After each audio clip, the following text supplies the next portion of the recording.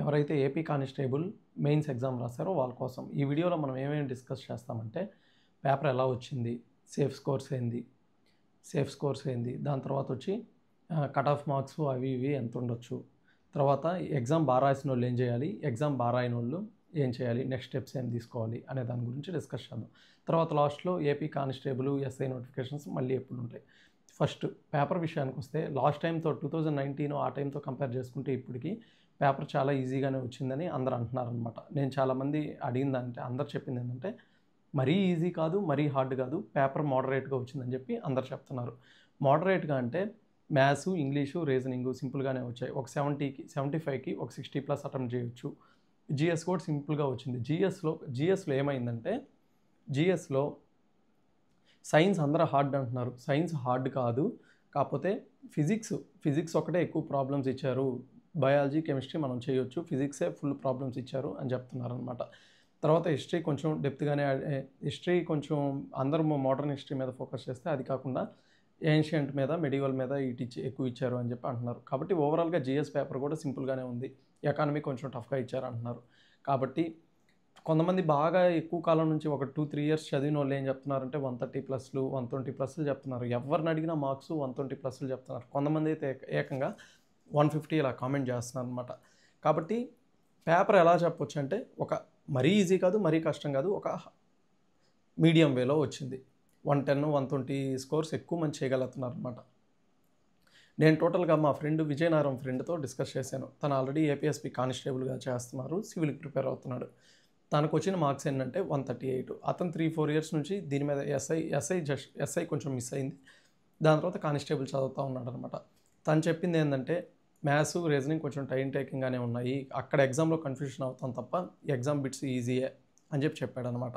So టోటల్గా paper maths, reasoning, English ఏంటంటే మామూలుగా అతనికి మోడల్ టెస్ట్లో 15-17 మార్కులు వచ్చాయి. కానీ ఇప్పుడు పేపర్ చాలా సింపుల్గానే వచ్చింది. నాకు మెయిన్స్లో 24 దాకా వచ్చాయి 30కి ఇంగ్లీష్ అని చెప్పాడు. టోటల్గా ఫస్ట్ 75లో 60 స్కోర్ చేశాడు.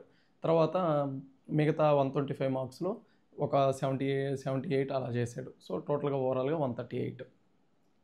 నేను ఆల్రెడీ గ్రౌండ్ చేసిన యాస్పిరెంట్స్ నలుగురు మంచిగా గ్రౌండ్ చేసిన యాస్పిరెంట్స్తో మాట్లాడితే వీళ్ళు చెప్పిన స్కోర్స్ ఏంటంటే కొంతమంది 92 చెప్పారు, 90 చెప్పారు, 98 చెప్పారు. కొంతమంది ఎక్కువ మంది ఈ గ్రౌండ్ చేసిన వాళ్ళందరూ 100 బిలోనే చెప్పారు స్కోర్స్. కొంతమంది ఎక్సెల్ ఉంటారు, వాళ్ళని మీరు కన్సిడర్ చేసుకోవద్దు. గ్రౌండ్ ఎగ్జామ్ స్కోర్ 120 చేసి గ్రౌండ్ 75 చేసిన వాళ్ళు చాలా తక్కువ మంది ఉంటారు. కాబట్టి ఇప్పుడు మీరు బయట వచ్చిన కట్ ఆఫ్ మార్కులు అని చెప్పి వీళ్ళు చెప్పే హడావిడి అని చెప్పేసి అన్ని మైండ్లో తీసుకొని టెన్షన్ పడద్దు అనమాట. కాబట్టి తర్వాత ఎవరైతే గ్రౌండ్లో ఒక 60-65 చేశారో వాళ్ళు ఎగ్జామ్లో 110 అలా చేశారు. కాబట్టి ఇదంతా మిక్స్డ్ అనమాట. కొంతమందికి 100 వచ్చాయి, కొంతమంది 110 వచ్చాయి, కొంతమంది 120 వచ్చాయి. కాబట్టి స్కోర్ అనేది మనం అల్టిమేట్ కట్ ఆఫ్ అనేది ఎవరు చెప్పలేరు. ఇది పేపర్కి సంబంధించి పేపర్ అనాలిసిస్ ఎలా ఉంది, ఓకే మీడియం వేలోనే వచ్చింది. మీకు పేపర్ ఎలా అనిపించిందో కింద కామెంట్ చేయండి. తర్వాత ఇంకా మీకు సేఫ్ స్కోర్స్ అంటే చాలామంది ఇప్పుడు కట్ ఆఫ్ వీడియోలు చేస్తారు. కట్ ఆఫ్ వీడియోలతో సమస్య ఏంటంటే ఏపీఎస్పీకి అయితే మనం ఒక కట్ ఆఫ్లు చెప్పొచ్చు. సివిల్కి అనేది డిస్ట్రిక్ట్ వారీగా వేకెన్సీలను బట్టి మనకి కట్ ఆఫ్లు అనేవి చేంజ్ అవుతూ ఉంటాయి. కాబట్టి ఏ కట్ ఆఫ్లు అనేవి మనం ప్రామాణికంగా తీసుకోలేము. ఇప్పుడు నేను ఒక 110 అని చెప్తాను, మీకు 108 అని వచ్చి ఉంటాయి మార్క్స్. కాబట్టి మీరు కన్ఫ్యూజ్ అవుతారు. గట్టిగా రిజల్ట్స్ ఎన్ని రోజుల్లో ఉంటాయి, మహా అయితే ఇంకా 3 వీక్స్లో మీకు రిజల్ట్స్ ఉంటుంది. కాబట్టి మీరు ఇప్పుడేం హడావిడి చేయాల్సిన అవసరం లేదు. ఎగ్జామ్ రాశారు కాబట్టి కొంచెం బ్రేక్ తీసుకొని తర్వాత నెక్స్ట్ ఏం చేయాలి అనే దాని గురించి ప్లాన్ చేసుకోండి. ఒకవేళ మంచి మార్క్స్ ఇప్పుడు నేను సేఫ్ స్కోర్స్ అనేవి చెప్తా చూడండి.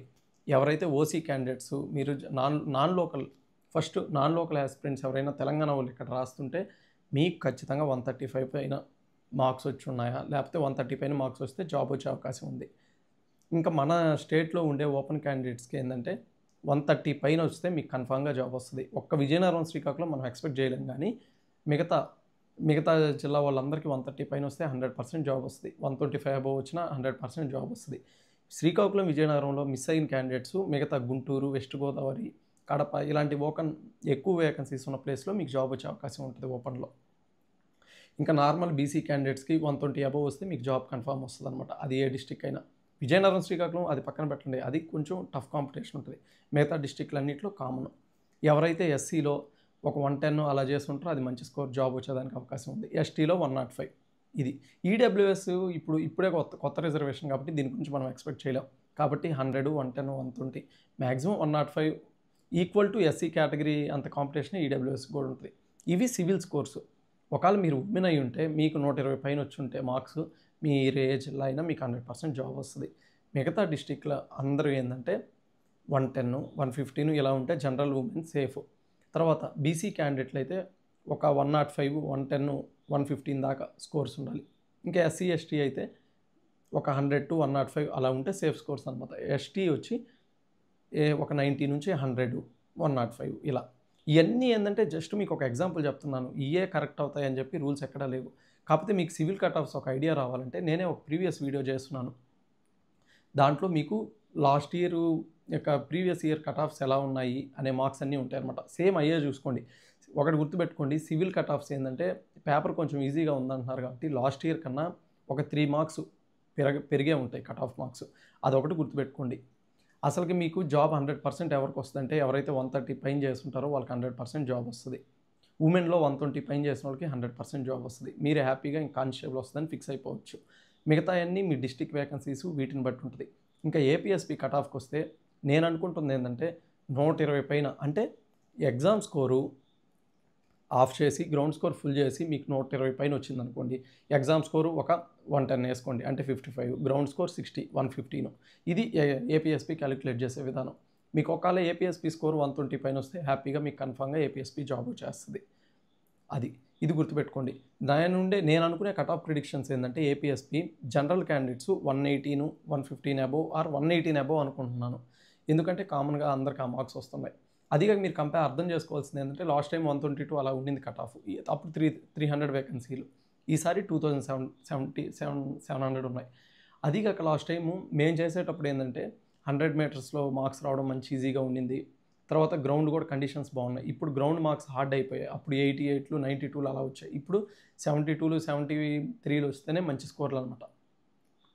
కాబట్టి నేను లాస్ట్ కట్ ఆఫ్ల కన్నా ఏపీఎస్పీ కట్ ఆఫ్లు మాత్రం తగ్గుతాయి అనుకుంటున్నాను. లాస్ట్ కట్ ఆఫ్లు ఏపీఎస్పీ ఓపెన్లో 122 ఉంది. ఈసారి అంత ఉండదు.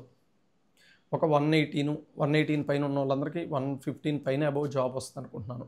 బీసీలో 110 నుంచి 115, ఇంకా ఎస్సీలో 105 to 110, తర్వాత ఎస్టీ అయితే 100 to 105, ఈడబ్ల్యూఎస్ 105 to 110 ఇలా ఉండొచ్చు అనుకుంటున్నాను. నేను చెప్పేవన్నీ ఏంటంటే ఒక అవగాహన కోసమే, ఇదే కన్ఫామ్ ఉంటుందని లేదు. యాస్పిరెంట్ అనేవాళ్ళు చాలామంది చాలా వీడియోలు చేస్తారు, అందరు కట్ ఆఫ్లు అని చెప్పి చాలా చేస్తారు అనమాట. మీరు దేన్ని కేర్ చేయాల్సిన అవసరం లేదు. అల్టిమేట్గా జస్ట్ 3 వీక్స్ ఉంది, రిలాక్స్ అవ్వండి, ఏరియా ఎగ్జామ్కి ప్రిపేర్ అవ్వండి. ఈ కట్ ఆఫ్లు వీడియోలు ఎక్కువ చూసి మీ టైం వేస్ట్ చేసుకోవద్దు. ఎందుకంటే కట్ ఆఫ్లు అనేది ఇది ఒక క్రికెట్ మ్యాచ్కి మనం బెట్టింగ్ చేస్తాం కదా, ఆ టీం గెలుస్తుంది, ఈ టీం గెలుస్తుంది అని. అలానే ఇవి కూడా మనం ప్రిడిక్ట్ చేస్తామే కానీ అయ్యే 100% అవుతాయని లేదు. కాబట్టి మీకు 80 మార్కులు వచ్చినా 85 మార్కులు వచ్చినా అల్టిమేట్ హోప్ ఫైనల్ రిజల్ట్ వచ్చేదాకా మనకి ఏం తెలియదు.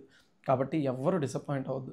ఈ 39,000 మందిలో మీరు దాదాపు 6 లక్షల కాంపిటీషన్లో ఇప్పుడు 39,000 మందికి వచ్చారు. కాబట్టి మీరు అందరూ మంచి గ్రేట్ క్యాండిడేట్సే, దీంట్లో ఎటువంటి ఇది లేదనమాట. కాబట్టి wait for the result, official result వచ్చేదాకా వెయిట్ చేయండి. ఇంకా ఎగ్జామ్ బాగా రాసి ఈ 130, 140, 150 వచ్చిన వాళ్ళు మీరు అసలుకి ఎటువంటి కామెంట్లు ఏం చేయాల్సిన అవసరం లేదు. ఎక్కడ యూట్యూబ్ ఛానల్లో నాకు జాబ్ వస్తే రాదని, 100% జాబ్ వస్తుంది. ఒకవేళ 130 వచ్చి విజయనగరం, శ్రీకాకుళంలో రాకపోయినా ఓపెన్లో గుంటూరు, తర్వాత ప్రకాశం ఇలాంటి డిస్టిక్లో మీకు జాబ్ వస్తుంది.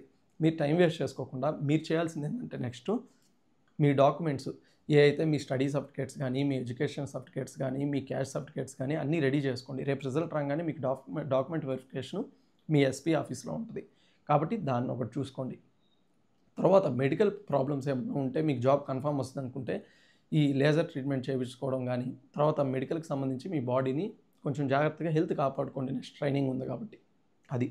ఇంకా బాగా రాయని యాస్పిరెంట్స్ ఒకవేళ ఎగ్జామ్లో మీరు అనుకున్న మార్క్స్ రాలేదు, లేకపోతే జాబ్ రాదు, జాబ్ రాకపోవచ్చు ఇలా అనుకుంటే జాబ్ వస్తుందని ఎవ్వరికి 100% కన్ఫర్మ్ కాదు. మీరు అందరూ చేయాల్సింది ఏంటంటే 2-3 డేస్ లేకపోతే 1 వీక్ ఇలా రిలాక్స్ అయిపోయి నెక్స్ట్ ఎన్టీపీసీ ఎగ్జామ్స్ ఉన్నాయి, తర్వాత ఉమెన్కి అయితే డిఎస్సి ఎగ్జామ్స్ ఉన్నాయి. వీటి మీద ఇమీడియట్గా ఫోకస్ చేసేయండి. ఎందుకంటే ఈ ప్రిపరేషన్ ఫేస్ అనేది వన్స్ దీని నుంచి బయటకు వచ్చేస్తే మళ్ళీ మీరు ప్రిపరేషన్ చేయలేరు. మీ పాటికి మీరు డిఎస్సి ప్రిపేర్ అవ్వండి, తర్వాత ఎన్టీపీసీకి ప్రిపేర్ అవ్వండి. ఒకవేళ కానిస్టేబుల్ జాబ్ నాకు రాదు అనుకుంటే నెక్స్ట్ ఆర్ఆర్బీ గ్రూప్ డి ఉంటుంది. దానికి ఏంటంటే సేమ్ అర్థమెటిక్ రీజనింగ్ ఎవరైతే బాగా చేసి తర్వాత ఈ సైన్స్ మంచిగా చేయగలుగుతారో మీరు ఖచ్చితంగా 100% నేను చెప్తున్నాను, మీకు ఖచ్చితంగా ఆర్ఆర్బీ గ్రూప్ డి వస్తుంది. దాంట్లో కూడా మంచి పోస్టులు ఉంటాయి. చూసుకోండి. అంతేగాని ఏపీ కానిస్టేబులే రావాలి అని లేదు. ఎందుకంటే ఇది 39,000 మంది రాసుంటారు. రేపు అల్టిమేట్‌గా వచ్చే జాబ్‌లు వచ్చేది ఒక 6,000 మెంబర్స్‌కే. కాబట్టి ఇయన్నీ మనసులో తీసుకొని క్యాలిక్యులేటివ్ డెసిషన్ తీసుకొని మీ ప్రిపరేషన్ ఇలానే ముందుకు సాగించండి.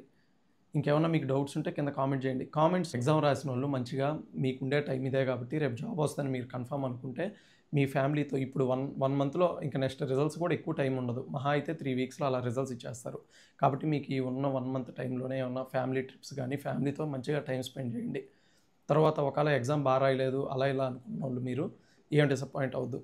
మీరు బ్యాటిల్‌లో ఓడిపోయారంతే. వార్‌లో కాదు. ఇంకా మీకు యుద్ధాలు ఇంకా చాలా ఉన్నాయి. నెక్స్ట్ ఇంకా ఎగ్జామ్స్ అటెంప్ట్ చేస్తారు.